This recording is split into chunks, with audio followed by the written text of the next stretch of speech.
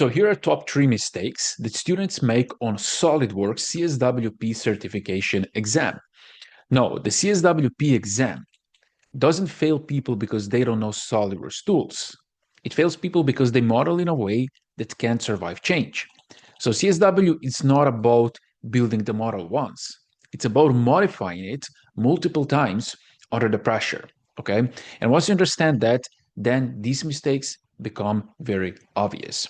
So mistake number 1 is modeling for the first answer, not for modifications, okay? Because like we can model the same part on many different ways, but if we make some modifications later, your part will look different, my part will look different. So you're going to get different mass or center of mass, right? So what students do, they rush to get the first correct geometry, right? They hard code dimensions. They don't think about what will change later. And that model works, but only once. Then the first modification request come and everything breaks. Why this fails CSWP? Because CSWP explicitly tests feature robustness, parametric flexibility, update behavior. So if your model can survive dimension changes, you will lose points very fast.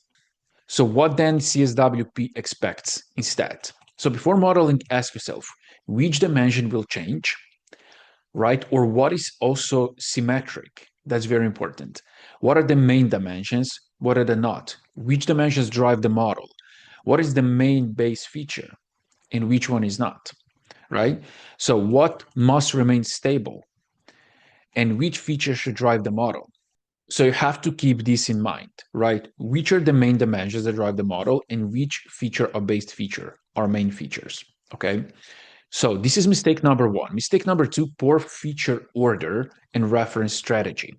So this is where you have the poor sequence of the features that you use, but also you use references like planes, like faces, not in a good way, right? So for example, if you just create new sketches on the faces of the model, right, you have to know if something changes, this will affect this feature. So the question is, should this feature change later? If not, you should then reference to the standard planes and origin and so on. So what students do, they build feature in random order, they reference faces that might disappear, they stack dependent features without thinking, right? One feature depends on another feature, and they don't think if this is like necessary, if this is actually needed, right? In this way, the model become fragile. Now, why these fail CSWP? Because during modifications, reference faces move. Sketch planes disappear. Downstream features fail. So CSWP modifications are designed to expose weak references.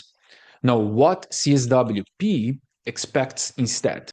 Stable reference planes, logical feature structure, and intentional parent-child relationship.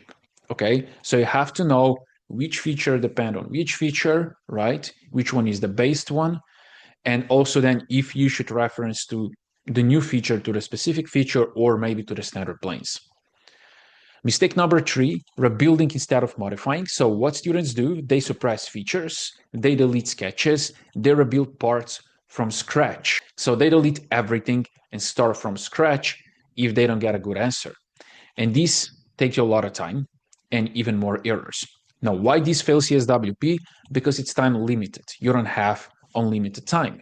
So you're expected to modify existing geometry, update dimensions, and let the model regenerate cleanly. Rebuilding is slower and it's much more riskier. Now, what CSWP expects instead? Confident dimension edits, minimal feature changes, controlled regeneration. That's why it's important to know what depends on something, because then if you get some error, then you know where is the root. Then you can go there, then you can modify that dimension or that feature, and you can fix that error very, very quickly, right? Instead of just deleting and rebuilding and wasting time.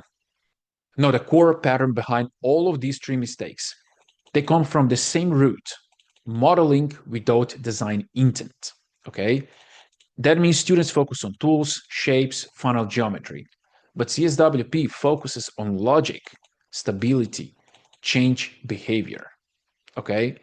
And here is how you can avoid this mistake. This is practical advice. So to prepare properly, practice modification-based problems. Okay? Don't just practice to design one part, but practice, okay, what if this changes? How will this affect?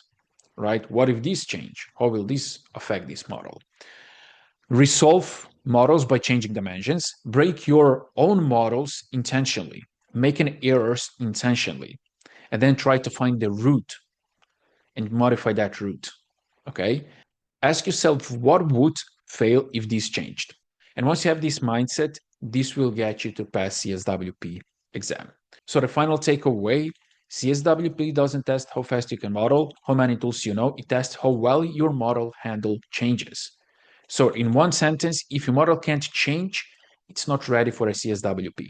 So you have to practice modifications and design intent. Okay. Now, if you want a full preparation, all the tools that you need to know, and also exam walkthrough. So to practice on the exam style questions, you can check on the link below. I had a full preparation for a CSWP. See you in another video.